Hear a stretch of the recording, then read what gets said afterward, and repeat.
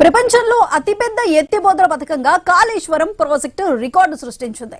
కేసీఆర్ హయాంలో అత్యంత ప్రతిష్టాత్మకంగా నిర్మాణం చేపట్టారు. తర్వాత కాళేశ్వరం రాజకీయ ప్రాజెక్టుగా మారిపోయింది.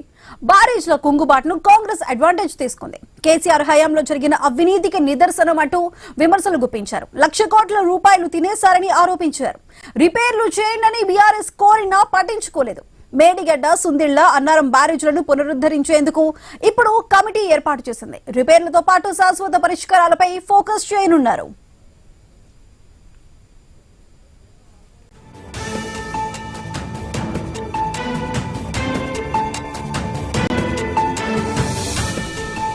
ఇన్నాళ్లు కాళేశ్వరం ప్రాజెక్ట్ ను ఎందుకు లైట్ తీసుకున్నారు? కేసీఆర్ కు క్రెడిట్ పోతుందనేనా? రిపేర్లు చేయాలని ఇన్నాళ్లు ఎందుకు ప్రయత్నించలేదు?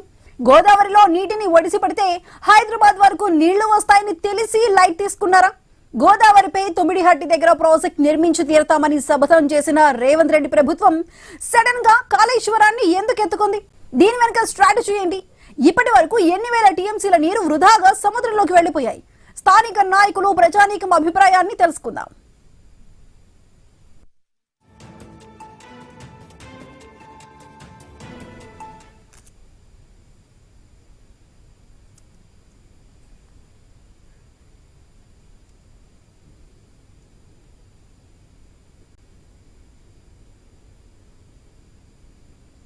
అయితే అసలు కాళేశ్వరం ప్రాజెక్ట్ కి సంబంధించి ఇప్పుడు సీఎం రేవంత్ రెడ్డి ప్రభుత్వం ఎటువంటి చర్యలు తీసుకోబోతుంది?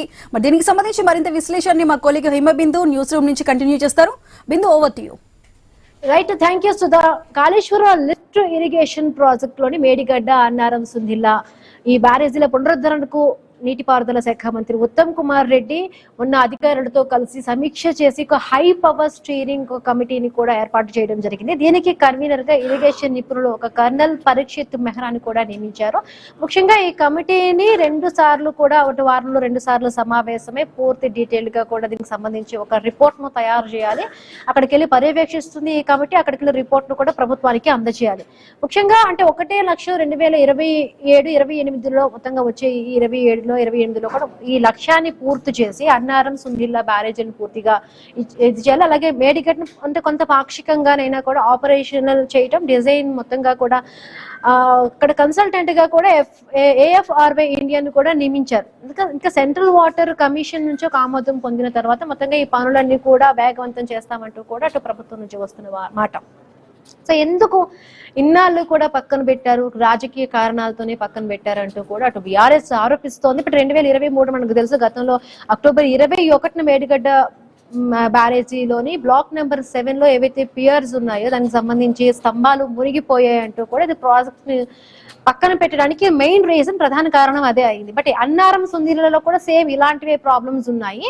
లైక్ సీపేజ్ కి సంబంధించి కానీ పైప్ లైన్స్ కరెక్ట్ గా లేవు అని చెప్పి డిస్ట్రెస్ గా ఉన్నాయంటూ కూడా ఒక రిపోర్ట్ అయితే వచ్చింది. So national dam safety authority ఏదైతే NDSA చెప్పిన రిపోర్ట్ అంటే ఎంక్వైరీలో కూడా తెలిసిన దాన్ని బట్టి డిజైన్ లో లోపాలు, జియో టెక్నికల్ ప్రాబ్లమ్స్, ఇన్వెస్టిగేషన్ లోపం, ఇవన్నీ చాలా వరకు కన్స్ట్రక్షన్స్ లోపాలు అంటూ కూడా క్వాలిటీ కంట్రోల్ లోపాలు ఉన్నాయంటూ కూడా ఒక రిపోర్ట్ అయితే తయారు చేశారు. బట్ బ్యారేజీ రివర్ రెగ్యులేషన్ కోసం కెపాసిటీస్ కొన్ని ఉంటాయి. దానికి సంబంధించి కూడా 2 నుంచి 3 TMCల వరకు మాత్రమే ఈ కెపాసిటీ ఉండే విధంగా కూడా డిజైన్ చేశారు. కానీ కొన్ని కావాలని కొన్ని రాజకీయ కారణాలతో అప్ టు అంటే 10 to 16 TMC వరకు కూడా అక్కడ వాటర్ ని స్టోరేజ్ చేశారు అంటూ చెప్తూ వచ్చే కొన్ని నివేదికలు చెప్పండి. NDSA కానీ విజిలెన్స్ కమిషన్ నివేదికలు చెప్పాయి. బట్ దీని వల్లే కూడా చాలా వరకు అక్కడ ఫౌండేషన్ అనేది డ్యామేజ్ అయ్యిందంటూ కూడా కొన్ని నివేదికలు చెప్పాయి. బట్ కాంగ్రెస్ ప్రభుత్వం అంటే ముందు ఎంక్వైరీ చేసిన NDSA కానీ ఆ తర్వాత ఘోష్ కమిషన్ రిపోర్ట్లు బట్టి కూడా అంటే 2023 డిసెంబర్ నుంచి కూడా అంటే బీఆర్ఎస్ ప్రభుత్వం అందే మొత్తంగా తప్పు అంటూ కూడా ఇటు కాంగ్రెస్ ప్రభుత్వం ఆరోపణలు చేస్తుంది. కావాలనే కేసీఆర్ కు మంచి పేరు వస్తుంది, బీఆర్ఎస్ ప్రభుత్వానికి మంచి పేరు వస్తుంది అంటూ కూడా అటు బీఆర్ఎస్ చెప్తున్న మాట. సో మొత్తంగా కూడా ఏది ఏమైనా అటు కాంగ్రెస్ కానీ బీఆర్ఎస్ ఏదైనా కూడా ఎంత TMCల నీరు వృధాగా సముద్రంలోకి కలిసిపోయింది, రైతులకు అందాల్సిన ఎన్ని ఎకరాల సంబంధించి కూడా నీరు ఎంత వేస్ట్ అయింది, ఇదే ఇప్పుడు పెద్ద క్వశ్చన్ గా ఉంది. మళ్ళీ ఎందుకు ప్రభుత్వం నీకు ఇప్పుడు యూటర్న్ తీసుకుంది? సో అంటే 2024లో మాన్సూన్ లో జరిగిన ఏదైతే జరిగిందో వాటర్ అంతా వచ్చింది కదా. సో ఆ మేడిగడ్డ డ్యామేజ్ వల్ల మొత్తంగా కూడా కొన్ని నివేదికలు దీన్ని బట్టి కూడా 73 TMCల వరకు కూడా వాటర్ అంతా కూడా సముద్రంలోకి వెళ్ళి కలిసిపోయి చాలా వృధా అయిపోయింది. నిల్వ చేయలేకపోవడం. అలాగే 2025లో కూడా ఇంకొక నివేదిక కూడా వచ్చింది. మేడిగడ్డ పంపులకు ఐడియల్ గా ఉండడంతో 2742 టీఎంసీల వాటర్ చాలా వరకు కూడా వాడకుండా ఉండిపోవడం వల్ల, అంటే గోదావరిలో వాటర్ ఫ్లో అయినా అయి ఉండాలి, ప్రాజెక్ట్ ద్వారా డైవర్ట్ చేసిన వాటర్ మొత్తంగా కూడా 2742 టీఎంసీల నీరు మొత్తంగా వృధాగా పోయిందన్నమాట. ఇంకొక నివేదిక 2025లో కూడా వచ్చింది. సో ప్రాజెక్ట్ డిజైన్స్ గురించి మాట్లాడితే అక్కడ కూడా అంటే మేడిగడ్డకి సంబంధించి కూడా 195 టీఎంసీలు అంటే ఎత్తిపోతలకు సంబంధించి కూడా మొత్తంగా ఫుల్ ఆపరేషన్స్ కాకపోవడం వల్లే లక్షల ఆయకట్టుకు సంబంధించిన అంటే 18 లక్షలకు పైగా కూడా ఒక చెప్తున్నారు, ఒక అంచనా వేస్తున్నారు. మొత్తంగా రైతులకి కూడా అంత 18 లక్షలకు పైగా కూడా నీరు అందలేదు. పెద్దగా చూసుకుంటే ఇదే రైతులకి చాలా వరకు నష్టం. ఇప్పుడు ఎందుకు ప్రభుత్వం 2.5 సంవత్సరాల తర్వాత కూడా ఎందుకు ఇప్పుడు హై పవర్ స్టీరింగ్ కమిటీని ఎందుకు వేసింది? కావాలనే కూడా అంటే ఏ ఒత్తిళ్ళు అయి ఉంటే నిజంగా కూడా కొంత వ్యతిరేకత అయ్యుండొచ్చు, లేకపోతే రైతుల నుంచి వచ్చిన డిమాండ్, పబ్లిక్ డిమాండ్ కానీ రైతుల నుంచి వచ్చిన ఒత్తిడి. సో ఏదేమైనా కూడా మొత్తంగా కూడా ఇప్పుడైతే కూడా ప్రభుత్వం ఇక్కడ హై పవర్ స్టీరింగ్ కమిటీని అయితే ఏర్పాటు చేయడం జరిగింది. సో దీనికి కన్వీనర్ గా కూడా ఇరిగేషన్ నిపుణుడు కర్నల్ పరీక్షిత్ మెహ్రా కూడా నియమించారు. సో ఇప్పటికే బీఆర్ఎస్ కూడా దీనికి సంబంధించి కూడా ఆరోపణలు చేస్తుంది. కావాలనే ఇంతకాలం పాటు కూడా వృధా చేశారు. ఎవరు ఈ నష్టానికి నిజంగా చెప్పాలంటే కాంగ్రెస్ కాలంలోని రిపేర్ చేయడానికి ఇంత సమయం తీసుకున్నారు, బట్ బాగానే ఉన్నది కావాలనే ఏవో చెప్పి అంటే బీఆర్ఎస్ ప్రభుత్వానికి మంచి పేరు వస్తుందనే ఉద్దేశంగా కూడా అప్పుడు కులేశ్వరం అని చెప్పారు. సో ఎందుకు ఇప్పుడు యూటర్న్ తీసుకున్నారంటూ కూడా అటు ప్రతిపక్షాలు బీఆర్ఎస్ నుంచి వస్తున్న మాట.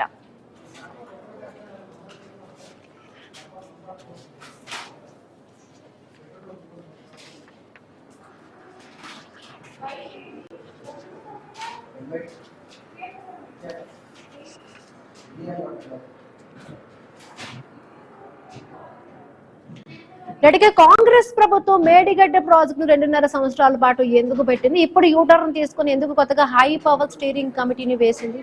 ప్రభుత్వం ఏం తేల్చబోతోంది? సో మేడిగడ్డ విషయంలో కూడా అదే అన్నారం సుందీల విషయంలో కూడా అవి సక్రమంగా ఉన్నాయా? సో మాట్లాడదాం, డీటెయిల్ గా అనాలిసిస్ చేద్దాం. చిన్న బ్రేక్ తీసుకుందాం.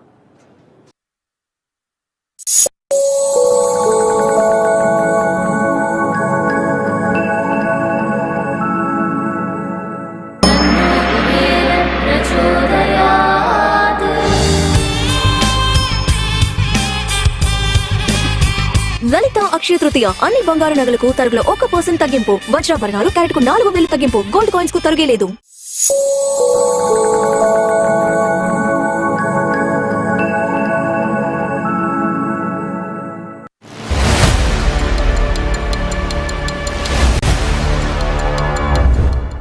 రాజకీయ చదరంగంలో ఎత్తులు పై ఎత్తులు, బయటికి మిత్రులు, లోపల మాత్రం కుతంత్రులు. ఎవరు పావులయ్యారు, ఎవరు వజీర్లయ్యారు, ఎవరు ఎవరితో చేయి కలుపుతారు, ఎవరు ఎవరికి చెక్ పెడతారు, ఇంటి గుట్టు పెరుమాళ్ళకే కాదు నాకు తెలుసు. నేను మీ ఆశ లోగుట్టు. ప్రతిరోజు సాయంత్రం 6:30 మీ ఐ న్యూస్ లో. Don't miss it.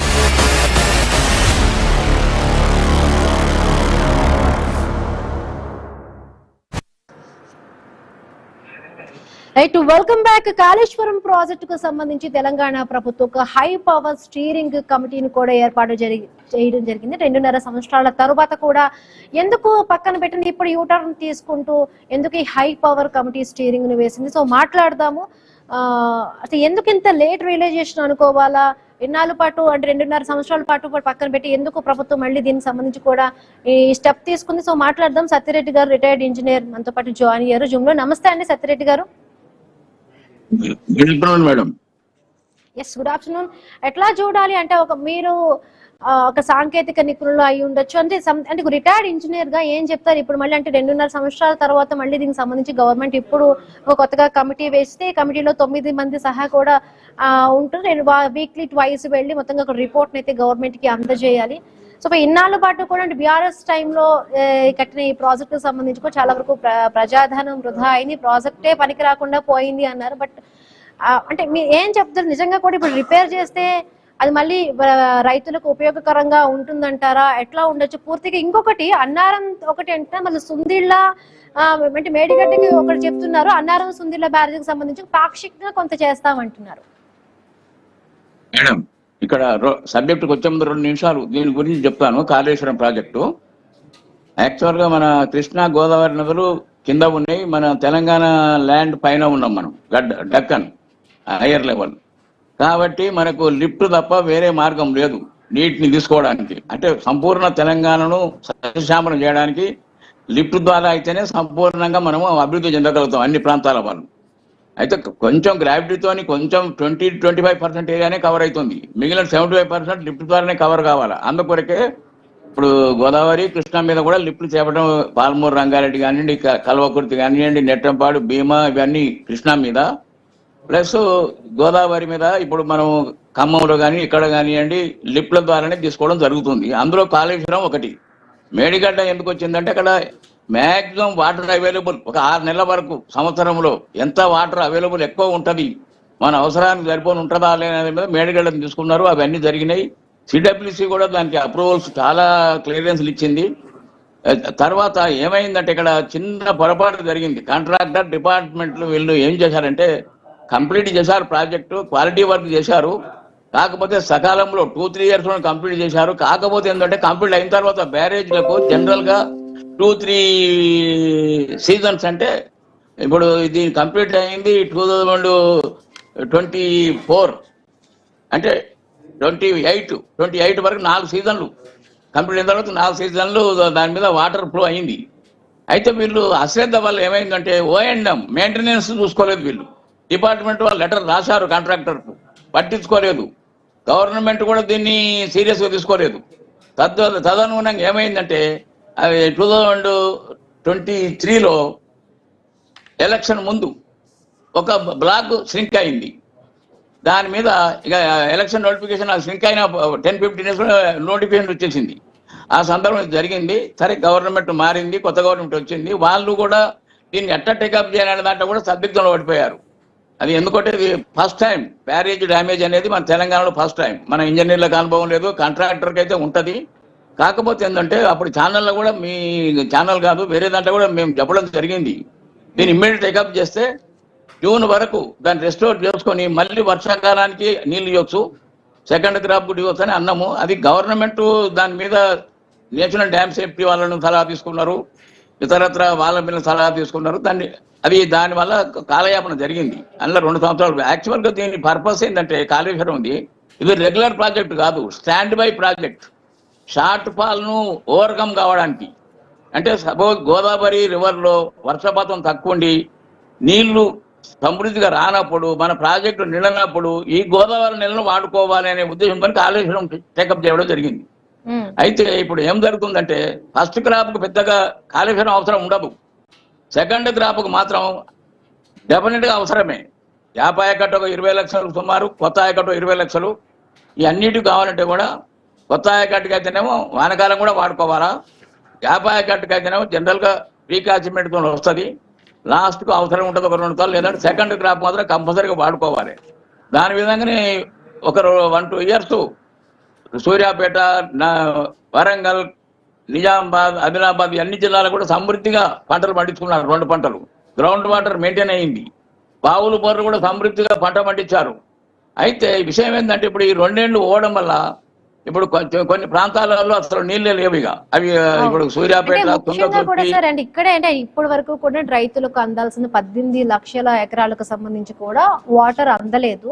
అంటే 2023లో కూడా 73 TMCల వరకు కూడా వాటర్ వృధా అయిపోయింది. 2025లో కొన్ని లెక్కలు బట్టి, మన నివేదికలు బట్టి కూడా అంటే 2000+ TMCల వాటర్ కూడా చాలా వరకు ఈ సముద్రం నీటిలో కూడా కలిసిపోయింది అంటున్నారు. అంటే మీ యొక్క లెక్కల అంచనాను బట్టి కూడా ఇంత డ్యామేజ్ జరిగింది అనుకోవచ్చు సార్?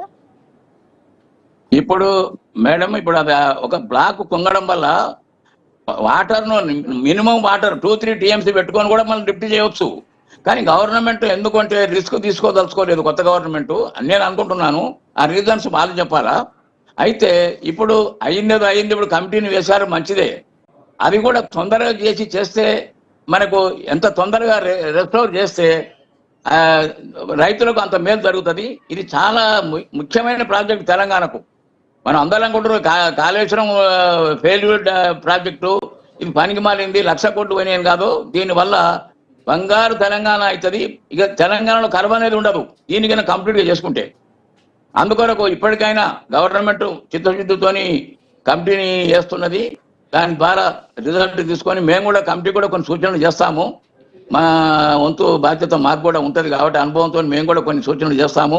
వాళ్ళు కూడా తొందరగా చేసి దాన్ని కంప్లీట్ చేస్తే మనము నెక్స్ట్ సీజన్కైనా ఇచ్చేటట్టు ఉండాలా. ఉంటే మనకు తెలంగాణలో కరువు అనేది ఉండదు. రెండో విషయం ఏంటంటే ఇక్కడ మెయిన్ ఇష్యూ ఇక్కడ ఏమొస్తున్నదంటే దీనికి ఈ report national dam safety CWC వాళ్ళు కూడా ఇందులో కొంచెం ఈ 2 ఏళ్ల నుంచి డిలే కావడానికి వాళ్ళు కూడా కారణమే. వాళ్ళు కూడా కరెక్ట్ ఇమ్మీడియట్ గా రిపోర్ట్ ఇచ్చి చేస్తే బాగుండేది. మేము కూడా చెప్పాము, ఫారినర్ ఎక్స్పర్ట్స్ కూడా ఉంటారు, వాళ్ళని కూడా పిలిపించి చేయండి అని కూడా చెప్పడం జరిగింది. మేము సూచనలు చేశాము. సరే విత్ సమ్ రీజన్స్ వాళ్ళు ఇప్పుడు టేకప్ చేశారు. సరే ఇప్పుడైనా మంచి ముహూర్తమే అనుకుందాము. ఇక అయిన దాని గురించి లాస్ ఎంత అనేది ఇప్పుడు లెక్కలేయడం అనేది సమంజసం కాదు, లాభ నష్టాలు అనేది కాదు. ఇప్పుడు సమగ్ర నివేదిక లేకుండా చేస్తే మళ్ళీ తప్పులు జరిగితే మేము కూడా బదనాం అవుతాం కదా అనేది కూడా ఆలోచన ఉండొచ్చు వీళ్ళకి కూడా. ఇవన్నీ దృష్టిలో పెట్టుకొని ఇప్పుడైనా ముందుకొచ్చారు కాబట్టి తొందరగా చేసి రైతులను ఆదుకుంటే బాగుంటది. ఇది ప్రాజెక్టును మాత్రం ఇది వైబుల్ ప్రాజెక్టు, తెలంగాణకు హార్ట్ గుండెకాయ లాంటిది. దీన్ని విస్మరించి ఈ ప్రాజెక్ట్ మాట్లాడదాము డీటెయిల్ గా. అంటే మీలాంటి అనుభవం ఉన్న చాలా వరకు ఇంజనీర్లు ఉంటుంటారు, ప్రభుత్వానికి మార్గదర్శకాలుగా కానీ సార్, అంటే వాళ్ళకి కొంత సూచనలు ఇచ్చేవాళ్ళు చాలా మంది ఉండరు. ఇంత ప్రతిష్టాత్మకమైన ప్రాజెక్ట్ అయినప్పుడు కూడా చాలా సూచనలు చేస్తూ ఉండరు. బట్ ఎందుకు ఇంత టైం పట్టింది, ఇంతవరకు కూడా ఈ నష్టాన్ని భర్తీ చేస్తారనేది ఒక పెద్ద క్వశ్చన్ నష్టపోయిన రైతులకి. మాట్లాడదాము మనతో పాటు జాయిన్ అయ్యారు సార్, మాట్లాడదాము.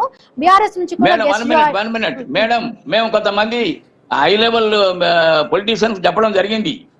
వాళ్ళు ఏమన్నారంటే మేము ఇప్పుడు అపోజైడల్ గా ఏది తెలియకుండా మేము టేకప్ చేస్తే మళ్ళీ ఏమైనా జరిగితే మేము బ్లేమ్ అవుతాము, కాబట్టి సమగ్రంగా మేము విచారణ చేసిన తర్వాతనే మేము టేకప్ చేస్తామని అనడం జరిగింది.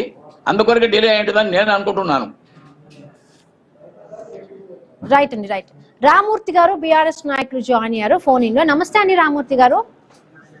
రైట్, కాంగ్రెస్ ప్రభుత్వం మేడిగడ్డ ప్రాజెక్టు కు సంబంధించి కూడా 2.5 ఏళ్ల తర్వాత కూడా మళ్ళీ ఒక హై పవర్ స్టీరింగ్ కమిటీని కూడా 9 మంది సభ్యులతో కూడిన ఒక కమిటీని వేయడం జరిగింది. సో ఏంటి లేట్ రియలైజేషన్ అనుకుంటున్నారా? హలో హలో వినబడుతుందండి, చెప్పండి రామూర్తి గారు. చెప్పండి.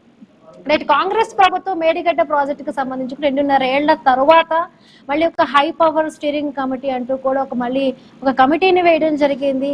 ఉత్తమ్ కుమార్ రెడ్డి గారు 9 మంది సభ్యులతో కూడిన ఈ కమిటీలో అంటే వారంలో 2 సార్లు వెళ్ళి కూడా మొత్తంగా కమిటీకి సంబంధించి కూడా నివేదిక అందజేస్తాం అంటున్నారు. సో ఏంటి లేట్ రియలైజేషన్ అనుకుంటున్నారు, లేకపోతే రైతుల నుంచి కానీ ప్రతిపక్షాల బీఆర్ఎస్ నుంచి కానీ వస్తున్న డిమాండ్, అదే విధంగా కూడా వస్తున్న తట్టుకోలేక కూడా మళ్ళీ ఇప్పుడు ఏదైతే డ్యామేజ్ జరిగిందో ఆ డ్యామేజ్ ని కవర్ చేయడం కోసం 2.5 ఏళ్ల పాటు సమయం తీసుకొని ఇప్పుడు మళ్ళీ ఒక కమిటీ వేశారు అనుకోవాలా? ఎట్లా చూస్తున్నారు దీన్ని? ఈ కమిటీల ప్రభుత్వం కష్టాలు పెట్టే ప్రభుత్వం. ముఖ్యంగా కాంగ్రెస్ ప్రభుత్వమే అనాదిగా తెలంగాణకు అన్యాయం చేసిన విషయం అందరికీ తెలుసు. నీళ్ల విషయంలో ముఖ్యంగా గోదావరి విషయంలో వాస్తవంగా గత 2014 పూర్వం ఒక ఎస్ఆర్ఎస్పీ తర్వాత ఒక్క ప్రాజెక్ట్ కూడా ఈ దుర్మార్గులు వాస్తవంగా తెలంగాణ ఏమో చేస్తామని కళ్ళబొల్లి మాటలు చెప్తే ఎవరు నమ్మే పరిస్థితులు లేరు. ఇంకోటి ఏంటంటే గౌరవ కేసీఆర్ గారు వచ్చిన తర్వాత ఈ కాళేశ్వరం ప్రాజెక్టు ద్వారా, ఎందుకంటే మనకు ఓన్లీ ఎస్ఆర్ఎస్పీ వాస్తవంగా దాని సామర్థ్యం ఎంత అంటే 80 టీఎంసీ మాత్రమే. గత 60 ఏళ్లుగా ఒక 80 టీఎంసీలు మన మొక్కం మీద కొట్టిన ఈ కాంగ్రెస్ పార్టీ వాస్తవంగా మన గోదావరి మీద నీటి వాటా అంటే 968 టీఎంసీలు రావాలి. 968 టీఎంసీలకు గాను మనకు ఒక 80 టీఎంసీలు కొట్టి నీళ్లు ఎత్తుకపోయిన ఈ కాంగ్రెస్ ప్రభుత్వం ముఖ్యంగా ఆంధ్ర పాలకులు, ఆంధ్ర పెత్తందారులకు అమ్ముడుపోయిన ఈ కాంగ్రెస్ నేల మీద పుట్టిన ఈ కురువృద్ధులు ఈ నేలకు అన్యాయం చేస్తేనే నేల కొట్లాడింది. అదేవిధంగా గౌరవ కేసీఆర్ గారు వచ్చిన తర్వాత 2014 తర్వాత మాకు అధికారం వచ్చిన తర్వాత ఎస్ఆర్ఎస్పీ తర్వాత సదర్మాట్ తర్వాత ఎల్లంపల్లి తర్వాత సుందిల్ల తర్వాత అన్నారం తర్వాత మేడిగడ్డ తర్వాత సమ్మక్క సాగర్, సీతమ్మ సాగర్ ఇలాంటి ప్రాజెక్టులు కట్టి దాదాపు 400 నుంచి 500 టీఎంసీలు మేము ఉత్తర తెలంగాణకి ఎత్తిపోసి దాదాపు 20 లక్షల ఎకరాలకు ఈ రోజు వాస్తవంగా తెలంగాణ నేల కాళేశ్వరం నుంచి వస్తున్నాయి. అదే విధంగా వీళ్ళ మంత్రులు కూడా పోయి పలు ప్రాజెక్టుల దగ్గర పోయి వాటర్ని కూడా విప్పుతారు. అదే విధంగా మళ్ళీ కాళేశ్వరం కాలిపోయింది, కుళ్ళు కొట్టుకపోయిందని అసత్య ప్రచారం. ఈ రోజు కూడా గౌరవ కేటీఆర్ గారి పిలుపు మేరకు ఇప్పుడు నేను మేడిగడ్డ నుంచే మాట్లాడుతున్నాను. ఇప్పుడే మేడిగడ్డ సందర్శన చేసిన ఆ మేడిగడ్డ విజువల్స్ కూడా మీకు పంపుతా. కాళేశ్వరం అన్నది మేడిగడ్డ అన్నది ఆ ప్రాజెక్ట్ లో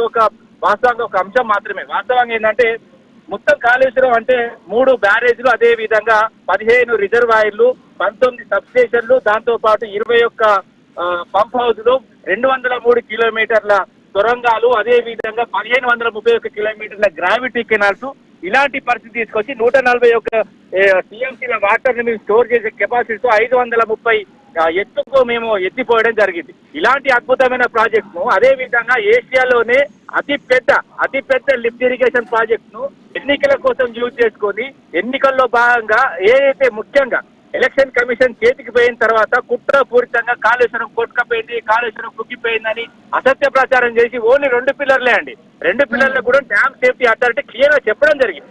ఎందుకంటే అది రిపేర్ చేయడానికి 200 నుంచి 300 కోట్లు అయితే అని. ఈ రోజు ఇసుక వాస్తవంగా చెప్పాలంటే 800 కోట్ల ఇసుక ముక్కురుందండి ఇక్కడిది. మొత్తం ఈ ఎండాకాలానికి ముందు ఏదైతే ఈ గోదావరి బేసిన్ సంబంధించి కాళేశ్వరం దగ్గర ఏదైతే బేడిగడ్డ ప్రాజెక్ట్ నుంచి అయితే అన్నారం ప్రాజెక్ట్ మధ్య 800 కోట్ల ఇసుక ముక్కోనికి వస్తుంది. అదే విధంగా బక్కర్ కాళ్ళతో విన్యాసం చేసి ఫుట్బాల్ కు సంబంధించిన మెస్సీని తీసుకురావడానికి ఓన్లీ ఆయన అపాయింట్మెంట్ కోసం 100 కోట్లు ఖర్చు పెట్టడానికి వస్తుంది. అదే విధంగా ఫుట్బాల్ ఆడడానికి వాళ్ళ మనవని సంతోషం కోసం 200 నుంచి 300 కోట్లు ఖర్చు పెట్టడానికి వస్తుంది. అదే విధంగా విశ్వసుందరి మండలం పెట్టి వాళ్ళని కూడా తీసుకొచ్చి 300 లాగా వాళ్ళ కోట్లు ఖర్చు పెట్టడానికి వస్తుంది. 1,00,000 కోట్ల భోజనం తినడానికి వస్తుంది. అదే విధంగా చౌమిలా ప్యాలెస్ లో ఈ మహిళలను ఏదైతే విశ్వసుందరి మనల్ని పిలుచుకొచ్చి వాళ్ళ అసభ్యంగా ప్రవర్తించి వాళ్ళని వేసేలాగా చూస్తున్నారు. ఇంగ్లాండ్ సంబంధించిన బిల్లా బ్యాంక్ మాట్లాడి, అదే విధంగా హైదరాబాద్ గ్లోబల్ గా ఇజ్జత్ తీసిన ఈ కాంగ్రెస్ ప్రభుత్వం ఉంటే ఏంది పోతే ఏంటంటే కాళేశ్వరంలో పడి కొట్టుకపోమని వాళ్ళను. ఇంకోటి ఏంటంటే అనాదిగా, ఎందుకంటే ఇప్పుడు 600 కిలోమీటర్ల గోదావరి తెలంగాణ పడుతుందండి. 600 కిలోమీటర్ల సమయం తక్కువగా ఉంది రామూర్తి గారు. రైట్, లక్ష్మీనారాయణ గారు రిటైర్డ్ ఇంజనీర్ కూడా జాయిన్ అయ్యారు. నమస్తే అండి లక్ష్మీనారాయణ గారు. నమస్తే, మీకు ప్యానల్ అందరికి నమస్కారం. చెప్పండి.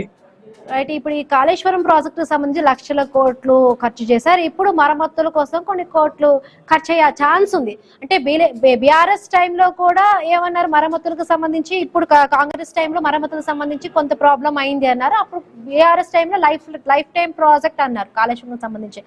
సో అంటే ఇప్పుడు ఎట్లా దీన్ని చూడాలి? ఒక కాళేశ్వరమే రిపేర్ చేస్తే సరిపోతుందా? ఏదైతే సుందిళ్ళ అన్నారం సంబంధించి ఆ ప్రాజెక్టులు కూడా రిపేర్ చేయాలంటారా? ఎట్లా ఉండబోవచ్చు మేడం? ఇప్పుడు ఈ కాళేశ్వరం ప్రాజెక్టు మేడిగడ్డ అంటే కుంగిపోయినది మనకు ఎలక్షన్ ముందు 2023 అక్టోబర్ 21 నాడు అది కుంగిపోయిన సంగతి అందరూ తెలిసిందే. 7వ బ్లాకు. ఇక్కడ మనం గమనించవలసిన ఏంటంటే ఈ 3 బ్యారేజ్లు అంటే కుంగిపోయిన మేడిగడ్డ, అన్నారం, సుందిళ్ళ 3 వరుస బ్యారేజ్లు అనేది అంటే ఒకటే గోదావరి నదిలో నిర్మించడం జరిగింది మేడం. ప్రపంచంలో కూడా ఒకే నదిలో కింద నుంచి పైకి ఎత్తుకోసే ఇలాంటి డిజైన్స్ ఎక్కడ అంటే తప్పుడు డిజైన్స్ ఎక్కడ లేవు. ఒకే నదిలో ఎత్తిపోయకూడదు మేడం. అసలు ఒకే నదిలో కింద నుంచి పైకి ఎత్తిపోయడం వల్ల ఆ నది పైనుంచి వరకు వచ్చి కిందికి నీళ్ళు వెళ్ళిపోతున్నాయి. ఇది తిప్పిపోతుల పథకంలో భాగం అయిపోయింది. ఇది ఒక తుగ్లక్ డిజైన్, అసలు తుగ్లక్ సెలక్షన్. ఇక్కడ ఈ 3 బ్యారేజ్లు ఒకే నదిలో, ఒకే గోదావరి నదిలో కింద నుంచి పైకి ఎత్తిపోయడం అనేది పెద్ద పొరపాటు. దానివల్ల ఏమైతుందంటే మనకు అదనంగా ఈ కింద నుంచి పైకి ఎత్తిపోయడానికి అదనంగా 1000 నుంచి 1300 కోట్లు అదనంగా రికరింగ్ ఎక్స్పెండిచర్ వస్తుంది. దీన్ని సరే అది కూలిపోయింది, పొరపాటు కట్టిండ్రు 3 బ్యారేజ్లు, అది పొరపాటుగా డిజైన్ ఇక్కడ సెలెక్ట్ చేసిండ్రు. ఒకటే నదిలో కింద నుంచి పైకి ఎత్తిపోయడం అనేది అట్టర్లీ ఫ్లాప్. అది utterly flop design, flop selection. సరే అది కుంగిపోయింది. దాదాపు ఒక 30,000 కోట్లు ఖర్చు చేయడం జరిగింది. ఇక్కడ ఎట్లా అంటే 3 బ్యారేజ్లు 3 పంప్ హౌజులు కలిసి 3 బ్యారేజ్లు కలిసి ఇంచుమించు 30,000 కోట్లు దాకా ఖర్చు చేయడం జరిగింది. అది వృధా జరిగింది. కాళేశ్వరంలో భాగంగా ఈ మెయిన్ సోర్స్ పాయింట్ కాళేశ్వరం నీళ్ళు సోర్స్ పాయింటే ఫెయిల్ అయింది. ఇక్కడ సోర్స్ పాయింట్ ఫైనల్ గా లక్ష్మీనారాయణ గారు, అప్పుడు ఇంతవరకు కూడా కాంగ్రెస్ ప్రభుత్వంలో కాంగ్రెస్ చెప్తుంది, బీఆర్ఎస్ టైంలో బీఆర్ఎస్ టైం చెప్తుంది. బట్ రైతులకు ఏదైనా కూడా ఇప్పుడు నష్టం జరిగింది. ఇప్పుడు ఇన్ని లక్షల ఎకరాలకు సంబంధించి కూడా రైతులకు వాటర్ అందలేదు. అంటే మొత్తంగా కూడా రైతులు ఎంత నష్టపోయి ఉండుంటారు? మీరు ఒక ఇంజనీర్ గా మీ యొక్క అనుభవం బట్టి కూడా ఎంత నష్టపోయి ఉండే ఛాన్స్ ఉందంటారు? మేడం ఇప్పుడు కరెక్ట్ ఇవి సవ్యంగా నడిచిన రోజులలో 4 ఏళ్ళు సవ్యంగా నడిచినాయి. ఎందుకంటే 2019లో స్టార్ట్ చేయడం జరిగింది జూన్ 21 నాడు. తర్వాత ఈ కూలిపోయింది 2023 వరకు. ఈ 2019 నుంచి 23 వరకు సవ్యంగా నడిచిన కాలంలో కూడా యాక్చువల్ గా ఇది సంవత్సరానికి 200 టీఎంసీ లిఫ్ట్ చేయాలి మేడిగడ్డ నుంచి, ఏదైతే కూలిపోయిన దాని నుంచి. కానీ చేయలేకపోయినరు. ఎందుకు 40 టీఎంసీలు మించి చేయలేకపోయినరు. టోటల్ 162 టీఎంసీలు 4 ఏళ్లలో లిఫ్ట్ చేస్తే అందులో 54 టీఎంసీలు వెనకకి వెళ్ళిపోయినాయి, తిరిగి వెనకకి వెళ్ళిపోయినాయి. పైనుంచి అక్కడ కడెం రివర్స్ వచ్చేసి ఎల్లంపల్లి నుంచి మళ్ళీ రివర్స్ కిందికి వెళ్ళిపోయినాయి నీళ్లు. ఇది యాక్చువల్ గా 3 ఒకే నదిలో ఈ విధంగా పైనుంచి పైకి లిఫ్ట్ చేయడం అనేది ఎక్కడ లేదు, ప్రపంచంలో ఎక్కడ లేదు. ఇది చాలా తప్పుడు లొకేషన్స్, తప్పు రీడిజైన్ చేయడం అనేది. ఇప్పుడు రిపేర్ చేసినా వృధా ఖర్చు అవుతుంది. ఇది యాక్చువల్ గా వృధా చేయకుండా ప్రాణహిత నుంచే, తుమ్మిడేటి నుంచే నీళ్లు ఎల్లంపల్లి కనెక్ట్ చేయాలి. ఇప్పుడు ఏమైందంటే మేడిగడ్డ, అన్నారం, సుందిల్లా 150 మీటర్లు అంటే ఫీట్ల 140 ఫీట్ల ఉన్న ఎల్లంపల్లి ఇక్కడ 90 మీటర్ల నుంచి లిఫ్ట్ చేస్తాం 140 మీటర్లకు.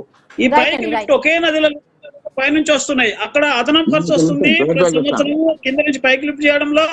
తర్వాత అది తిప్పిపోతల పథకంలో బాగా అయింది. నడిచిన 4 ఏళ్లలో కూడా 40 టీఎంసీలు మించి లిఫ్ట్ చేయలేదు. సాధ్యం కాదు. ఓకే లక్ష్మీనారాయణ గారు, రైట్. సత్యరెడ్డి గారు కొంచెం టైం ఉంది, చెప్పండి. ఇవేం లేదు, లక్ష్మీనారాయణ గారు అన్నది మేడిగడ్డ రాంగ్ ప్లేస్ అన్నారు. 2-3 బ్యారేజీల నుంచి పైకి ఎల్లంపల్లికి లిఫ్ట్ అంటున్నారు. అది సిడబ్ల్యూసి ఎవ్రీ అప్రూవల్స్ ఉన్నాయి. అది అక్కడనే వాటర్ అవైలబిలిటీ ఉంది, అది కరెక్ట్ ప్లేసే. కాకపోతే ఏంటంటే మెయింటెనెన్స్ లో కొంచెం చిన్న లోపాలు జరిగినాయి. అంటే ఇప్పుడు కొంచెం రిపేర్ చేస్తే ఇంకా లక్షల ఖర్చు వేస్ట్ అవుతుంది అని అంటున్నారు. నిజంగా వేస్ట్ ఖర్చు వేస్ట్ లేదు, ఏం లేదండి. ఖర్చు వేస్ట్ గా ఏం కాదు. ఆ రిపేర్ ఖర్చులు కూడా యాజ్ పర్ అగ్రిమెంట్ కండిషన్ కాంట్రాక్టరే భరించాలా. సమయం తక్కువగా ఉంది. Right, thank you so much అండి లక్ష్మీనారాయణ గారు, సత్యరెడ్డి గారు, రామ్మూర్తి గారు డ్రైవ్ లో పాల్గొన్నందుకు. సో ఇది ఇవాళ question hour. Keep watching I News, మీతోనే మీ వెంటే.